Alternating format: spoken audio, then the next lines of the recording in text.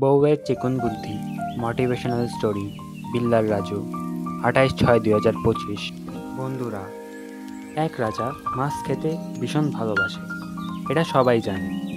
তো এক জেলে রাজার জন্য মাছ ধরে আনলো একটু বেশি লাভের আশায়। তো রাজা বলল, কত চাও হে? আজ্ঞে 500 টাকা।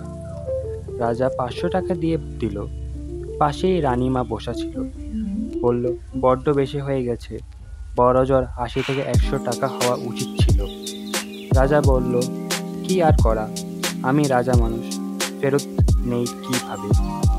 রানীমা বলল, জেলেটাকে বলবেন তোমার মাছ বেটা না বেটি। বেটা বললে বেটা চাইবেন, আর বেটি বললে বেটা চাইবেন, জেলে জব্দ হবে। রাজা বলল, তাই হোক।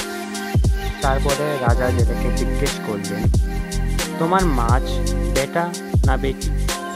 জেলে একটু ভেবে বলল, হিজড়া। জেলের উপস্থিত বুদ্ধি দেখে রাজা খুশি হলেন।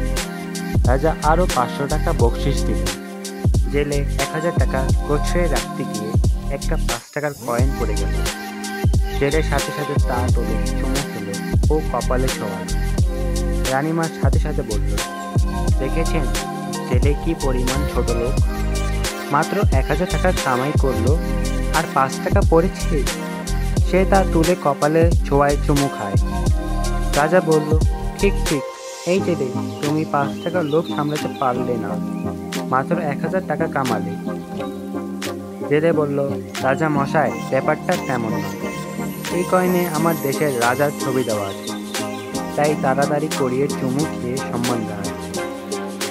তাছাড়া পড়ে থাকলে কারো পায়ের নিচে পড়লে আমার দেশের ইজ্জত হানি হবে, তাই কপালে ছুঁয়ে সম্মান জানাচ্ছি। রাজা আবার জেলের উপস্থিত বুদ্ধিতে মুগ্ধ হলেন। রাজা খুশি হয়ে আরও 500 টাকা বকশিস দিয়ে দিলেন। জেলে 1500 টাকা নিয়ে রওনা দিলেন। জেলে চলে গেলে রাজা মন্ত্রীকে বলল, রাজ্যে ঘোষণা করে দিন, কেউ যেন বউয়ের চিকন বুদ্ধিতে কান না দেয়। কণ্ঠে রাজীব।